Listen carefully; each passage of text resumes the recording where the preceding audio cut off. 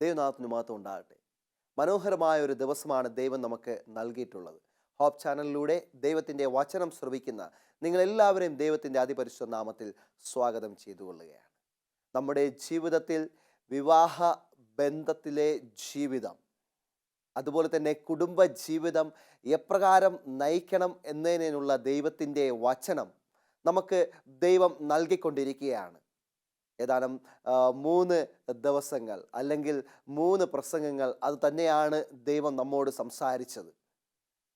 ദൈവത്തിൻ്റെ വചനപ്രകാരം, അതുപോലെ തന്നെ ദൈവത്തിൻ്റെ വചനത്തിൽ പറഞ്ഞിട്ടുള്ള ദൈവത്തിൻ്റെ വചനപ്രകാരം അനുസരിച്ച് ജീവിച്ച കുടുംബ ജീവിതത്തെക്കുറിച്ച് നാം നോക്കുകയും ചെയ്തു.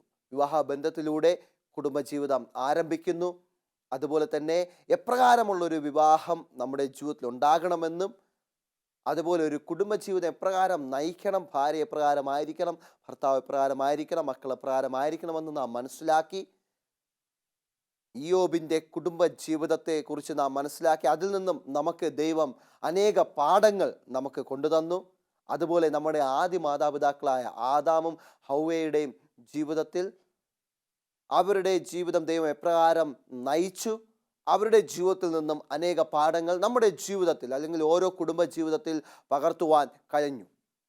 ഇന്ന് നാം ചിന്തിക്കുവാൻ പോകുന്നത്, എത്ര പേരുണ്ട് എൻ്റെ കുടുംബത്തിൽ ആവശ്യങ്ങളൊന്നും നടക്കണ്ട, ആവശ്യമായിട്ടുള്ള സമ്പാദ്യമൊന്നും എനിക്ക് വേണ്ട, മക്കളെ നല്ല രീതിയിലൊന്നും പഠിപ്പിക്കേണ്ട ആവശ്യമില്ല, സന്തോഷത്തോടെ ജീവിക്കേണ്ട ആവശ്യമില്ല, അതുപോലെ തന്നെ നല്ല വീടിൻ്റെ ആവശ്യമില്ല എന്ന് ചിന്തിക്കുന്ന എത്ര പേരുണ്ട്? ആരും തന്നെയില്ല. നമ്മുടെ കുടുംബജീവിതം മറ്റുള്ളവരുടെ ഇടയിൽ മാന്യമായിട്ടുള്ളൊരു കുടുംബജീവിതം നയിക്കണമെന്ന് എല്ലാവരും ചിന്തിക്കും. അതുപോലെ തന്നെ ആവശ്യത്തിന് ധനം, അനാവശ്യമായിട്ടും ധനം ആഗ്രഹിക്കുന്നവർ ചിലപ്പോൾ ഉണ്ടായിരിക്കും. അധികമായിട്ടുള്ള ധനം എനിക്ക് കിട്ടിയിരുന്നെങ്കിൽ എന്ന് ചിന്തിക്കുന്നവരും പലപ്പോഴും നമ്മൾ ചിന്തിക്കുന്ന കാര്യമാണ്. അതുപോലെ തന്നെ നമുക്ക് വലിയ വീട്, വാഹനങ്ങൾ, ഇതൊക്കെ നമ്മൾ ചിന്തിക്കും. പക്ഷേ ഒരു ക്രിസ്ത്യാനിയായ നാം ചിന്തിക്കേണ്ട കാര്യം, നമ്മുടെ ആവശ്യങ്ങൾ നിറവേറണം എന്നതിലുപരി ദൈവത്തിൻ്റെ അനുഗ്രഹം എൻ്റെ ജീവിതത്തിൽ ഉണ്ടായിരിക്കണം. ദൈവത്തിൻ്റെ അനുഗ്രഹം നമുക്ക് സമ്പാദ്യമായിട്ടും, ദൈവത്തിൻ്റെ അനുഗ്രഹം സന്തോഷമായിട്ടും, ദൈവത്തിൻ്റെ അനുഗ്രഹം സമാധാനമായിട്ട്, ദൈവത്തിൻ്റെ അനുഗ്രഹം കുടുംബത്തിലെ ഐക്യതയായിട്ട്, മക്കളുടെ നല്ല സ്വഭാവവും നല്ല ഭാവിയും, അതുപോലെ തന്നെ നമുക്ക് വാഹനമായിട്ടും നമുക്ക് വീടായിട്ടും ദൈവത്തിൻ്റെ അനുഗ്രഹം എനിക്ക് ലഭിക്കണം എന്ന ചിന്തയോടുകൂടി എത്ര ക്രിസ്ത്യാനികൾ അല്ലെങ്കിൽ എത്ര വ്യക്തികൾ ഉണ്ട്. അപ്രകാരമായിരിക്കണം യേശുക്രിസ്തുവിനെ സ്വീകരിക്കുന്ന ഓരോ വ്യക്തികളും.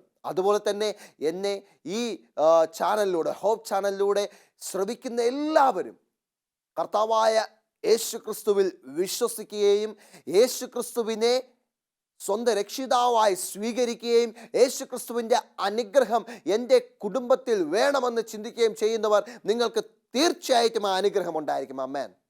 ഇവിടെ അപ്രകാരം അനുഗ്രഹം പിടിച്ചു പറ്റിയ ഒരു കുടുംബത്തെക്കുറിച്ച് നമുക്ക് കാണുവാൻ സാധിക്കും. ആ അനുഗ്രഹം പിടിച്ചു പറ്റുക അല്ലെങ്കിൽ അനുഗ്രഹം പിടിച്ച് വാങ്ങുന്ന ഒരു വ്യക്തിയെ നമ്മൾ ബൈബിൾ നോക്കുകയാണെങ്കിൽ നമുക്ക് ആദ്യം ഓടിയെത്തുന്ന പേര് ആരാണ്? യാക്കോബ് തന്നെയാണ്.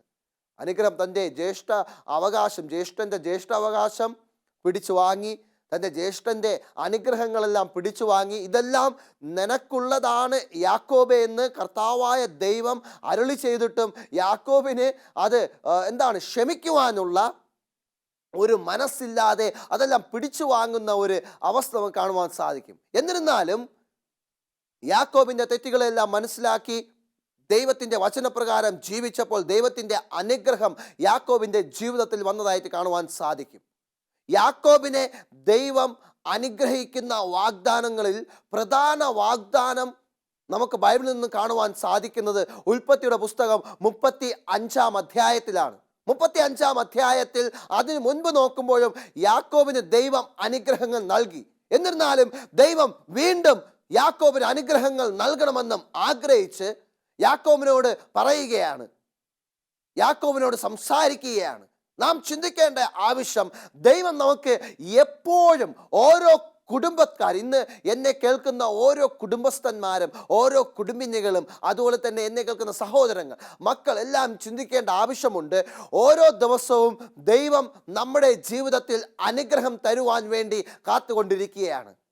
ഒരിക്കൽ അനുഗ്രഹം നൽകി അത് തന്നെ അവസാനം വരെ നിലനിൽക്കുമെന്ന് ഒരിക്കലും ചിന്തിക്കരുത്. ഓരോ ദിവസവും ദൈവത്തിൻ്റെ അനുഗ്രഹം എത്തിക്കൊണ്ടിരിക്കുകയാണ്. എന്നാൽ നാം ദൈവം എന്തു പറയുന്നോ അപ്രകാരം നാം ജീവിക്കുന്നെങ്കിൽ മാത്രമേ ദൈവത്തിൻ്റെ അനുഗ്രഹം നമുക്ക് ലഭിക്കത്തുള്ളൂ.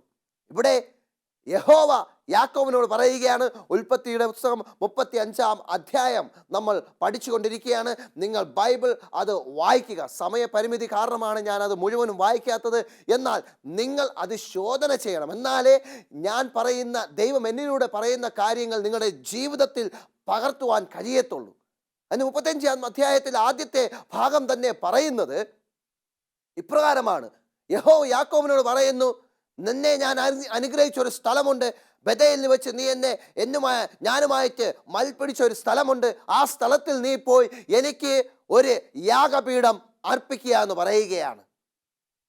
ആദ്യം അനുഗ്രഹത്തിൻ്റെ ആദ്യപടി, നമ്മുടെ ജീവിതത്തിൽ അനുഗ്രഹത്തിൻ്റെ ആദ്യപടി എന്ന് പറയുന്നത് യാഗപീഠം നമ്മൾ പണിയണം. യാഗപീഠം പണിഞ്ഞ് യാഗം അർപ്പിക്കണം. അത് തന്നെയാണ് ആദ്യത്തെ പടി. നാം നമ്മുടെ ഭവനത്തിൽ നാം യാഗപീഠം പണിയുന്നുണ്ടോ? എന്താണ് യാഗപീഠം? അവിടെ യാഗപീഠത്തിന്മേൽ സ്തോത്രയാഗങ്ങൾ, യഹോമയാഗങ്ങൾ, അതുപോലെ തന്നെ സർവാംഗ ഹോമയാഗം, ഈ യാഗങ്ങളെല്ലാം അർപ്പിക്കും. പ്രാർത്ഥന, നമ്മൾ കഴിഞ്ഞ ദിവസങ്ങളിൽ നമ്മൾ പ്രാർത്ഥനയെക്കുറിച്ച് പഠിച്ചു. എന്നിരുന്നാലും പ്രാർത്ഥന എപ്രകാരമായിരിക്കണം, എപ്പോഴൊക്കെ ആയിരിക്കണം, പ്രാർത്ഥനയുടെ മനോഭാവം എന്തായിരിക്കണം എന്നതിനെക്കുറിച്ച് നാം ഇപ്പോൾ ചിന്തിക്കുക. യാഗപീഠം അർപ്പിക്കുമ്പോൾ അവിടെ പറയുന്നത് നീ പോയി യാഗപീഠം അർപ്പിക്കുക. അവിടെ നന്ദിയാകുന്ന യാഗപീഠം. പലപ്പോഴും നമ്മുടെ കുടുംബത്തിൽ, ഒരു ക്രിസ്തീയ കുടുംബത്തിൽ എന്തെങ്കിലും പ്രശ്നങ്ങളും പ്രയാസങ്ങളും വരുമ്പോൾ, എന്തെങ്കിലും ആവശ്യം വരുമ്പോൾ എന്ത് ചെയ്യും? ഉപവാസം എടുത്ത് പ്രാർത്ഥിക്കും. നല്ലത് തന്നെയാണ്. ആ ഉപവാസം എടുത്ത് പ്രാർത്ഥിച്ചതിന് ശേഷം ദൈവത്തിൻ്റെ അനുഗ്രഹം ലഭിച്ചിട്ട് നന്ദിയായിട്ടുള്ള ഉപവാസ പ്രാർത്ഥന എത്ര പേർ ജീവിതത്തിലുണ്ട്? എത്ര കുടുംബങ്ങളിലുണ്ട്? മാസത്തിൽ ആദ്യത്തെ ദിവസം അല്ലെങ്കിൽ മാസത്തിൻ്റെ ആദ്യത്തെ ആഴ്ചയിൽ ആ മാസം മുഴുവനും ദൈവം എന്നെ അനുഗ്രഹിക്കണമേ എന്ന് പറഞ്ഞ് ചിലപ്പോൾ കുടുംബാംഗങ്ങൾ ഇരുന്ന് ഉപവാസ പ്രാർത്ഥന എടുക്കുന്നുണ്ട്. നല്ലത് തന്നെയാണ്. ആ മാസത്തിൻ്റെ അവസാനവും ദൈവം എന്നെ ഈ ഒരു മാസം അനുഗ്രഹിച്ചു. ബുദ്ധിമുട്ടുകൾ വന്നിരുന്നാലും പ്രയാസങ്ങൾ വന്നിരുന്നാലും ദൈവം എന്നെ അനുഗ്രഹിച്ചു. ആ അനുഗ്രഹത്തിൻ്റെ നന്ദിയായിട്ട് ഞാൻ മാസത്തിൻ്റെ അവസാനം ഉപവാസ പ്രാർത്ഥന എടുക്കുന്നു എന്നുള്ള എത്ര കുടുംബങ്ങളുണ്ട്? ഇല്ല എങ്കിൽ ഇന്നു മുതൽ നിങ്ങൾ ആരംഭിക്കുക. ഇവിടെ പറഞ്ഞു, നിനക്ക് ഞാൻ അനുഗ്രഹം നൽകി. അന്നവിടെ യഹോവയോട് യാക്കോബ് പ്രാർത്ഥിച്ചു. ആ അനുഗ്രഹം നൽകിയ ആ സ്ഥലത്ത് തന്നെ വീണ്ടും പോയി നന്ദിയായിട്ടുള്ള യാഗം അർപ്പിക്കേണ്ടതിന് യാഗപീഠം അവിടെ പണിയുക. നമ്മുടെ ഓരോ നിമിഷവും യാഗപീഠം പണിയുന്ന പ്രാർത്ഥനയോടുകൂടിയുള്ള ഒരു ജീവിതമായിരിക്കണം. കുടുംബസ്ഥന്മാർ ചിന്തിക്കണം, കുടുംബിനിമാർ ചിന്തിക്കേണ്ട ആവശ്യമുണ്ട്. ഇവിടെ എവിടെയാണ് പറയുന്നത്? ബഥേൽ എന്ന് പറയുമ്പോൾ യഹോവയുടെ വീട്. ഇന്ന് യഹോവയുടെ വീട് എന്ന് പറയുന്നത് എവിടെയാണ്? നമ്മൾ കാണുന്ന സത്യസഭയാണ്. സത്യസഭയിൽ ചെന്ന് നിങ്ങൾ പ്രാർത്ഥനയോടുകൂടെ ആയിരിക്കുക. അത് തന്നെയാണ് ദൈവം പറയുന്നത്. കുടുംബത്തോടുകൂടെ പോകുവാനാണ് പറയുന്നത് യാക്കോബിനോട്. കുടുംബത്തിലുള്ള എല്ലാവരും സത്യസഭയിലേക്ക് കടന്നു ചെല്ലുക എന്ന് പറയുന്നു. അത് തന്നെയാണ് 10 കൽപ്പനയിൽ 4ാമത്തെ കൽപ്പനയും പറയുന്നു. എന്താണ്? ശബത്ത് നാളിനെ ശുദ്ധീകരിക്കാൻ ഓർക്കുക. 6 ദിവസം അധ്വാനിച്ചിന്റെ വേലയൊക്കെ ചെയ്യും. 7ാം ദിവസം നീയും നിന്റെ ഭാര്യയും നിന്റെ പുത്രനും നിന്റെ പുത്രിയും പടിവാതിൽക്കുള്ള പരദേശിയും ഒരു വേലയും ചെയ്യരുത്. എല്ലാവരും ചെന്ന് ദൈവത്തിന്റെ ആലയത്തിൽ പോയി യാഗപീഠം പണിയുക.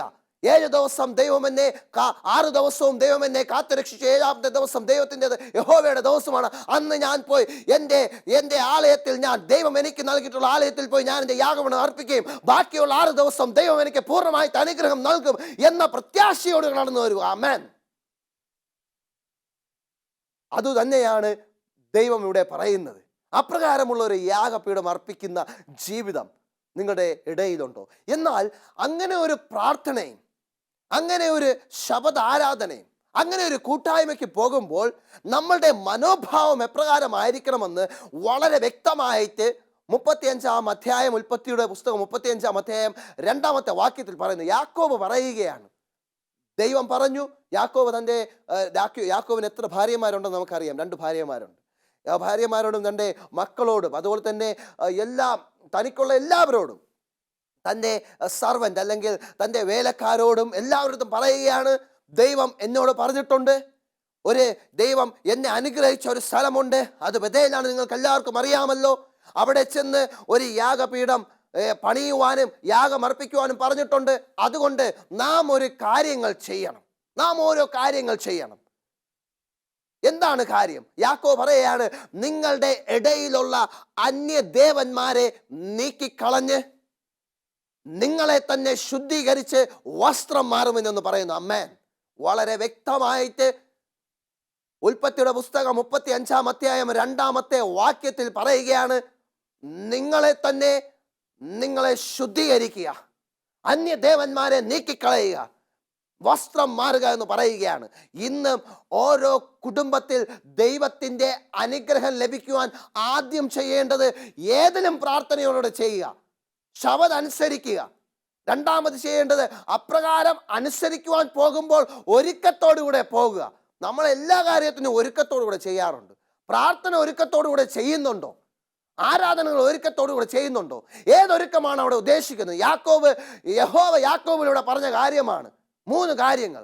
ആ 3 കാര്യങ്ങളും നമ്മുടെ കുടുംബത്തിലുണ്ട്. അന്ന് യാക്കോബ് ആ 3 കാര്യങ്ങൾ അവരുടെ കുടുംബത്തിൽ കൊടുത്തത് കൊണ്ട് വലിയ അനുഗ്രഹം നൽകി. അത് നമ്മൾ താഴോട്ട് വായിക്കാം. ആ അനുഗ്രഹം നമ്മുടെ ജീവിതത്തിൽ വരണമെങ്കിൽ ഈ 3 കാര്യങ്ങളും ചെയ്യണം.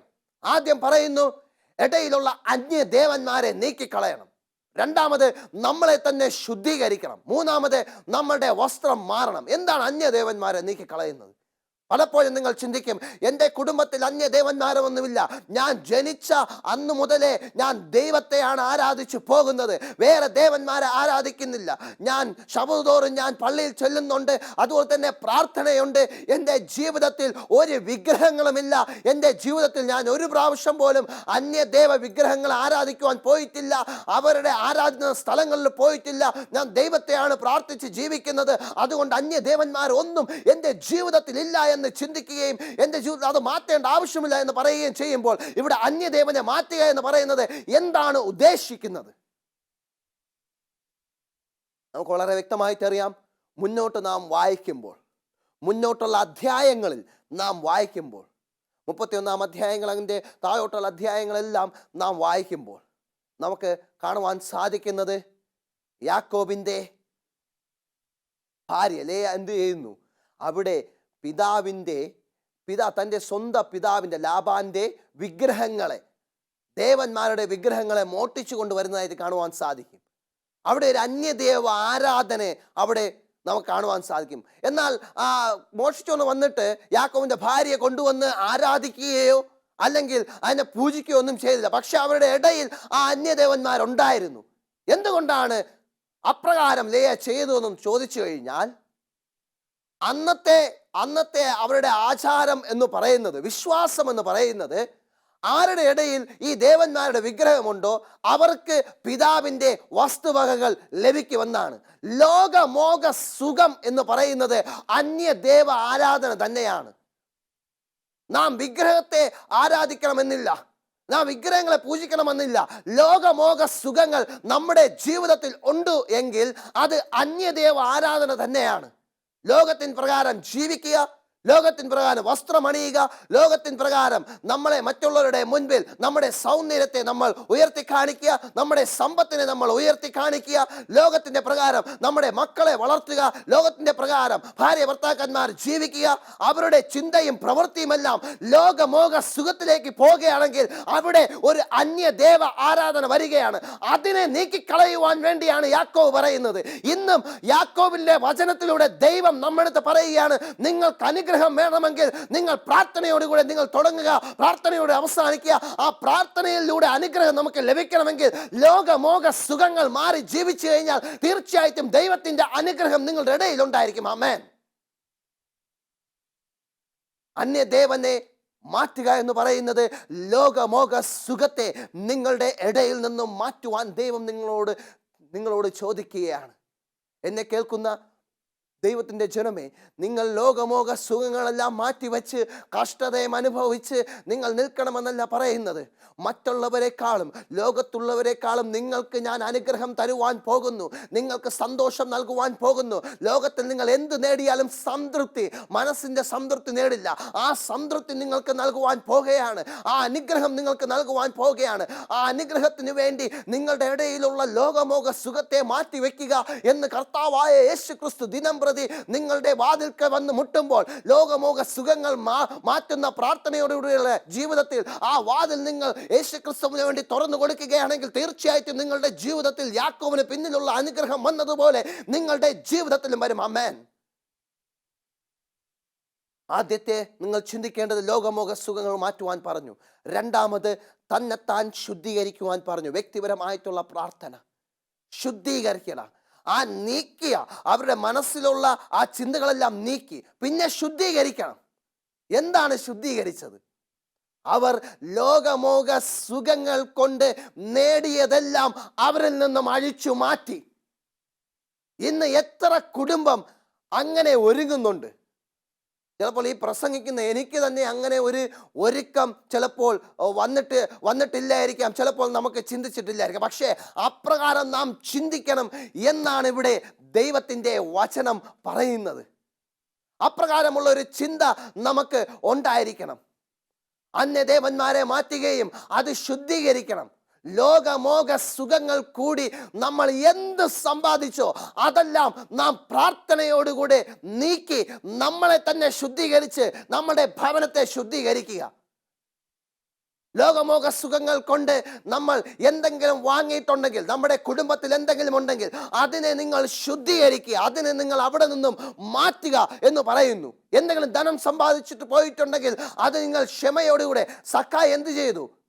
അതിൽ ഡബിൾ അല്ലെങ്കിൽ അതിൻ്റെ മടങ്ങ് അവർ കൊടുത്തതായിട്ട് കാണുവാൻ സാധിക്കും. അതുപോലെ തിരിച്ചു കൊടുക്കുവാൻ നിങ്ങൾക്ക് ആ ചിന്ത ഉണ്ടെങ്കിൽ തീർച്ചയായിട്ടും ദൈവത്തിൻ്റെ അനുഗ്രഹം നിങ്ങൾക്ക് വരും.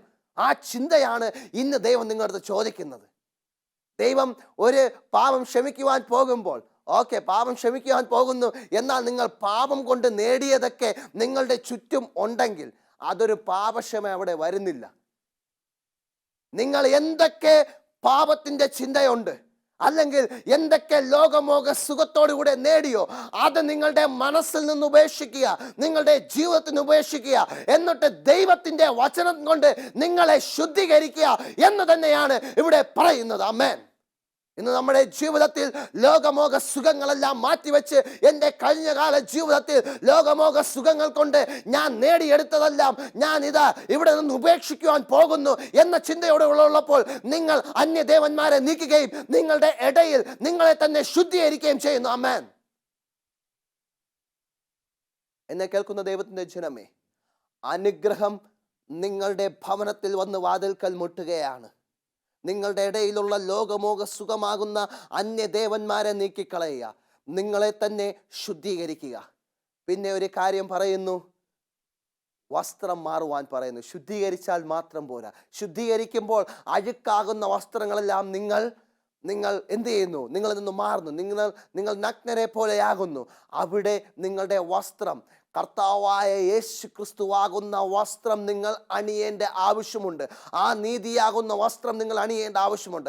ആ വസ്ത്രം അണിഞ്ഞുകൊണ്ട് നിങ്ങൾ പുറലോകം നിങ്ങളെ കാണുമ്പോൾ ഇത് കർത്താവായ യേശു ക്രിസ്തുവിൻ്റെ പുത്രനാണ്, കർത്താവായ യേശു ക്രിസ്തു നയിക്കുന്ന കുടുംബമാണ് എന്ന് കേൾക്കുകയാണെങ്കിൽ തീർച്ചയായിട്ടും നിങ്ങൾ ചിന്തിക്കുക, ദൈവത്തിൻ്റെ അനുഗ്രഹം പ്രാപിക്കുന്ന കുടുംബമാണ് എൻ്റെ ജീവിതത്തിൽ ഉണ്ടെന്ന് നിങ്ങൾ ചിന്തിക്കേണ്ട ആവശ്യമുണ്ട്. അല്ലാതെ നിങ്ങളുടെ വിദ്യാഭ്യാസ നിങ്ങൾക്ക് ലഭിക്കുന്ന ധനത്തിലോ നിങ്ങൾക്ക് ഉള്ള വസ്തുവകകളിലോ നിങ്ങളുടെ സൗന്ദര്യത്തിലോ നിങ്ങളുടെ ഉദ്യോഗത്തിലോ ഇവൻ ഇന്ന ആള് ആണ് എന്ന് പറയുകയാണെങ്കിൽ തീർച്ചയായിട്ടും നിങ്ങളുടെ ഇടയിൽ അന്യദേവന്മാരുണ്ട്, നിങ്ങൾക്ക് അശുദ്ധിയാകുന്ന വസ്ത്രമുണ്ട്. എന്നാൽ നമ്മൾ പുറത്തോട്ടിറങ്ങുമ്പോൾ നമ്മുടെ വിദ്യാഭ്യാസത്തെയോ നമ്മുടെ കഴിവിനെയോ അല്ലെങ്കിൽ നമ്മുടെ ധനത്തിനെയോ നമ്മുടെ മൃഗസമ്പത്തിനെയോ നമ്മുടെ വസ്തുവകളിലെയോ ഒന്നും അല്ലാതെ യവൻ ദൈവത്തിന്റെ പുത്രനാണ്, കർത്താവായ യേശു ക്രിസ്തുവിനെ പ്രാർത്ഥിച്ച് ജീവിക്കുന്ന ഒരു എബ്രായനാണ്, ഒരു ക്രിസ്ത്യാനി എന്ന് മറ്റുള്ളവർ പറയുന്നെങ്കിൽ തീർച്ചയായിട്ടും അന്യദേവന്മാരെ മാറ്റി നിങ്ങളുടെ ഇടയിലുള്ള അശുദ്ധിയെല്ലാം നീക്കിക്കളഞ്ഞ് നിങ്ങളെ ശുദ്ധീകരിച്ച് കർത്താവായ യേശു ക്രിസ്തു എന്ന വസ്ത്രമണിഞ്ഞ് നിങ്ങൾ ദൈവത്തിന്റെ അനുഗ്രഹത്തിന് വേണ്ടി കാത്തിരിക്കുന്ന ജനമാണ്. ആമേൻ. അപ്രകാരമുള്ള ഒരു ജീവിതം നയിക്കുവാൻ ശ്രമിക്കുക. ദൈവം പറയുകയാണ്, നിങ്ങൾക്ക് ഞാൻ അനുഗ്രഹം വെച്ചിരിക്കുകയാണ്. ആ അനുഗ്രഹം എപ്രകാരം വരുന്നു? ആദ്യം നന്ദിയായിട്ടുള്ള യാഗം വേണം. എല്ലാത്തിലും പ്രാർത്ഥനയോടുകൂടെ തുടങ്ങണം. പ്രാർത്ഥനാപരമായിട്ടുള്ള അവസാനം ഉണ്ടായിരിക്കണം. രണ്ടാമത്, അങ്ങനെ പ്രാർത്ഥിക്കുവാൻ ഇരിക്കുമ്പോൾ ചിന്തിക്കേണ്ടത്, എൻ്റെ ഇടയിലുള്ള അന്യദേവന്മാരെ ഞാൻ നീക്കിക്കളയണം.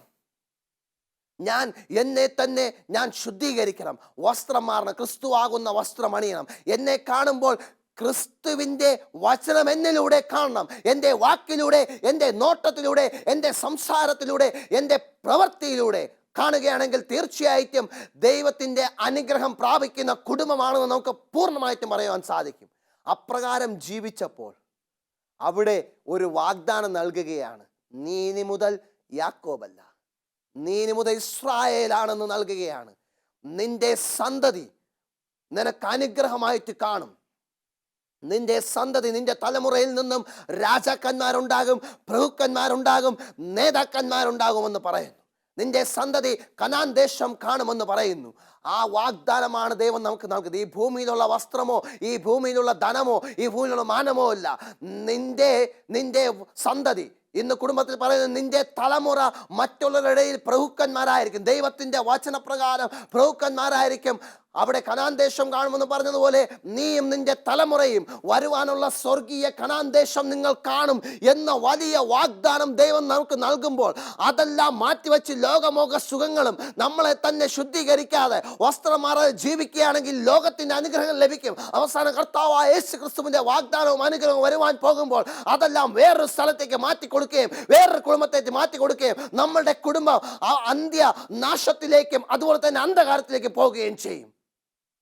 അല്ലാതെ ദൈവത്തിൻ്റെ വചനപ്രകാരം ജീവിച്ച് നമ്മളുടെ യാഗപീഠങ്ങളെല്ലാം നാം പണിഞ്ഞുകൊണ്ട് നാം നന്ദിയായിട്ടുള്ള യാഗം, നന്ദിയായിട്ടുള്ള പ്രാർത്ഥന, ഉപവാസ പ്രാർത്ഥന ചെയ്യുമ്പോൾ എല്ലാം ആരംഭവും അവസാനം ഉപവാസ പ്രാർത്ഥന ചെയ്ത് ആ ഉപവാസ പ്രാർത്ഥനയ്ക്ക് ഫലപ്രദമായി ദൈവത്തിൻ്റെ അനുഗ്രഹം ലഭിക്കണമെന്ന് ചിന്തയുള്ളവർ തങ്ങളുടെ ഇടയിലുള്ള ലോകമോഹ സുഖങ്ങളാണെന്ന് അന്യദേവന്മാരെല്ലാം മാറ്റി അതിൽ നിന്നും ലോകമോഹ സുഖത്തിൽ നിന്ന് ലഭിച്ചെല്ലാം നമ്മളിൽ നിന്നും നീക്കി ശുദ്ധീകരിച്ച് ക്രിസ്തുവാകുന്ന വസ്ത്രം അണിഞ്ഞുകൊണ്ട് നിൽക്കുകയാണെങ്കിൽ ഇനി മുതൽ നിങ്ങളുടെ പേര് വിളിക്കുന്നത് ഇസ്രായേലായിരിക്കും. നിങ്ങൾക്ക് നൽകുവാനുള്ള അനുഗ്രഹത്തിന്റെ പ്രഥമ അനുഗ്രഹം നിങ്ങളുടെ സ്വർഗീയ കനാൻ ദേശം തന്നെയായിരിക്കുമെന്ന് പറയുന്നു. ആമേൻ.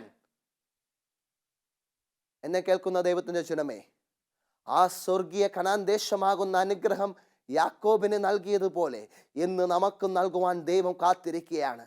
നിങ്ങൾ ഒരുങ്ങുന്നുണ്ടോ? പ്രാർത്ഥനാ ജീവിതം തുടങ്ങുന്നുണ്ടോ? നിങ്ങളുടെ ഏത് തീരുമാനത്തും പ്രാർത്ഥനയോടുകൂടെ തുടങ്ങുകയും പ്രാർത്ഥനയോടുകൂടെ അവസാനിക്കുന്നുണ്ടോ? അപ്രകാരം അവസ്ഥയായിരിക്കുകയാണെങ്കിൽ സ്വർഗീയ കനാൻ ദേശം നിങ്ങളുടെ ഇടയിലുണ്ട്. നിങ്ങളുടെ ഇടയിലുള്ള അന്യദേവന്മാരെ നീക്കിക്കളയുക. നിങ്ങളുടെ ഇടയിൽ നിങ്ങളെ തന്നെ ശുദ്ധീകരിക്കുക. നിങ്ങളുടെ ഇടയിൽ നിങ്ങളുടെ വസ്ത്രം മാറുക. അപ്രകാരം ജീവിക്കുകയാണെങ്കിൽ തീർച്ചയായിട്ടും നിങ്ങൾക്ക് ദൈവത്തിൻ്റെ അനുഗ്രഹം ഉണ്ടായിരിക്കും. അതിനായി നമുക്ക് ദൈവത്തോട് പ്രാർത്ഥിക്കാം, കണ്ണുകളെ അടയ്ക്കാം. സ്വർഗീയ നല്ല പിതാവേ ദൈവമേ, യാക്കോബിൻ്റെ ജീവിതത്തിൽ അങ്ങ് കൊടുത്ത അനുഗ്രഹം, യാക്കോബ് ദൈവമേ അവരുടെ ഇടയിലുള്ള അന്യദേവന്മാരെ നീക്കിക്കളഞ്ഞ് അവരെ തന്നെ ശുദ്ധീകരിച്ച് അവർ വസ്ത്രം മാറിയതുപോലെ നമ്മളുടെ ഇടയിലുള്ള ലോകസുഖമോഹങ്ങളെല്ലാം അന്യദേവന്മാരെ നീക്കിക്കളഞ്ഞ് നമ്മളെ അതിൽ നിന്ന് ലോകമോഹ സുഖങ്ങൾ നേടിയുള്ള എല്ലാ പ്രശ്നങ്ങളും, എല്ലാ ചിന്തകളും, എല്ലാ സമ്പാദ്യവും നീക്കിക്കളഞ്ഞ് ക്രിസ്തുവാകുന്ന വസ്ത്രം അണിഞ്ഞുകൊണ്ട് ദൈവമേ മുന്നോട്ട് ജീവിക്കുവാനും അങ്ങയുടെ അനുഗ്രഹം പിടിച്ചു പറ്റുവാനുള്ള അവസരം അങ്ങ് നൽകണം. എല്ലാം യേശു ക്രിസ്തുവിൻ നാമത്തിൽ തന്നെ.